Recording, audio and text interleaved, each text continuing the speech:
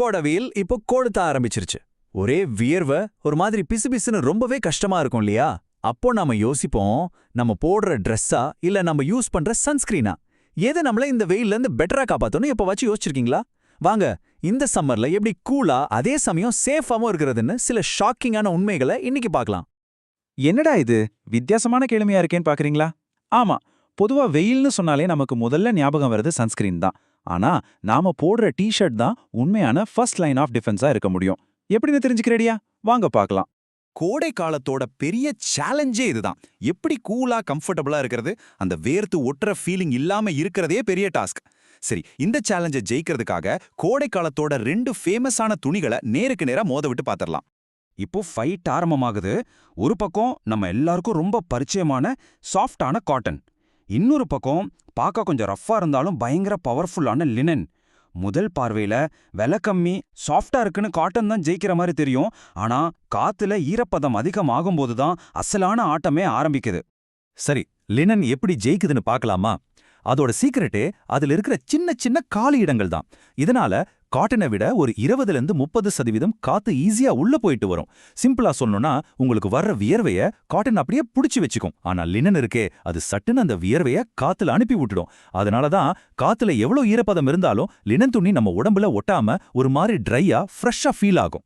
Linen துணி வாங்குறப்போ விலை கொஞ்சம் ஜாஸ்தியா தெரியலாம். ஆனா அதோட லைஃப் டைம் பாத்தீங்கன்னா 15 வருஷத்துல இருந்து 30 வருஷம் வரைக்கும் வரும்.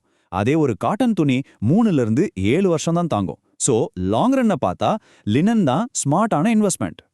இதை நான் மட்டும் சொல்லல, ஜார்ஜியா டெக் பேராசிரியர் சுந்தரேசன் ஜெயராமன் சயின்டிஃபிக்காவே சொல்றாரு.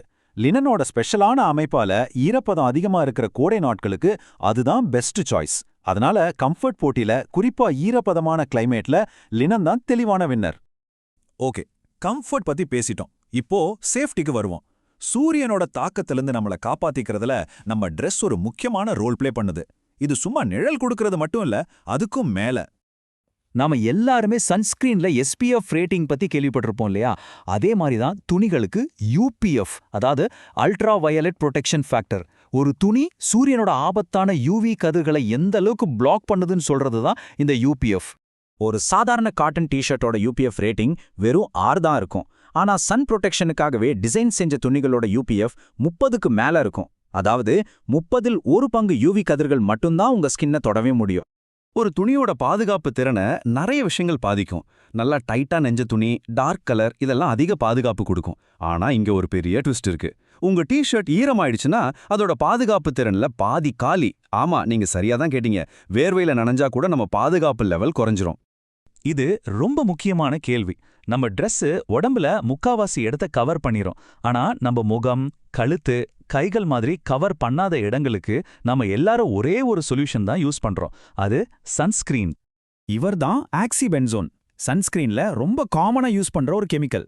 இதோட வேலை சூரியனோட UV கதிர்களை அப்சார்ப் பண்ணி நம்ம ஸ்கின்னை பாதுகாக்கிறது. ஆனா இந்த கதையோட வில்லன் இவரா இருக்கலாமோ? ஆமா, நாம பாதுகாப்புக்காக யூஸ் பண்ற சன்ஸ்கிரீன்லயே ஒரு பெரிய பிரச்சனை ஒளிஞ்சிருக்கு. ஆக்சிபென்சோன்னு சொல்ற இந்த பாப்புலரான இன்கிரீடியன்ட்டுக்கு ஒரு டார்க் சைடு இருக்கு. இது வெறும் சன்ஸ்கிரீனோட முடியற பிரச்சனை இல்ல, ஷாக்கிங்கா இருக்கு. ஆனா 2000க்கும் மேற்பட்ட நம்ம டெய்லி கேர் ப்ராடக்ட்ஸ்ல இந்த ஆக்சிபென்சோன் இருக்கு. இது எவ்வளோ பரவலா இருக்குன்னு இந்த ஒரு நம்பரே சொல்லுது. பாருங்க, சன்ஸ்கிரீன்லேருந்து லிப் பாம், ஷாம்பு, ஏன் பூச்சி விரட்டி வரைக்கும் பல பொருட்கள்ல இது ஒழிஞ்சிருக்கு. நம்ம பல பேருக்கு தெரியாமலேயே நாம டெய்லி இதை யூஸ் பண்ணிட்டு இருக்கோம். நாம குளிக்கும்போதோ இல்ல பீச்ல கடல்ல குளிக்கும்போதோ நம்ம உடம்புல இருக்கிற இந்த கெமிக்கல் தண்ணியோட கலந்துடுது. அங்கிருந்து தான் பெரிய பிரச்சனையே ஸ்டார்ட் ஆகுது. இது நம்ம கடல் சுற்றுச்சூழல் அமைப்பை ரொம்ப மோசமா பாதிக்குது. சயின்டிஃபிக் ரிசர்ச் சொல்ற விஷயம்லாம் உண்மையிலேயே ஷாக்கிங்கா இருக்கு. இந்த ஆக்சிபென்சோன் இருக்கே, அது கடலுக்குள்ள இருக்கிற அழகான பவழப்பாறைகளை எல்லாம் உயிரே இல்லாத வெள்ளக்கல்லா மாத்திருதான். அதோட DNAவே டேமேஜ் பண்ணிடுது. இது மட்டும் பத்தாதுன்னு ஆண் மீன்களோட ஹார்மோன்ல புகுந்து அதையெல்லாம் பெண் மீன் மாதிரி மாத்திருது. கொடுமை என்னன்னா, இந்த விஷயம் கடைசியில உணவுச் சங்கிலி வழியா சுத்தி எங்கேயோ ஆரம்பிச்சு திரும்ப நம்ம உடம்புக்கே வந்து சேர்றதுக்கு நிறைய சான்ஸ் இருக்கு. இந்த உண்மையை கேட்கறதுக்கே ரொம்ப அதிர்ச்சியா இருக்கு இல்லையா? நாம பாதுகாத்துக்க யூஸ் பண்ற ஒரு சொட்டு சன்ஸ்கிரீன் ஒரு முழு பவழப்பாறை கூட்டத்தையே அழிக்கிற சக்தி வாய்ந்தது.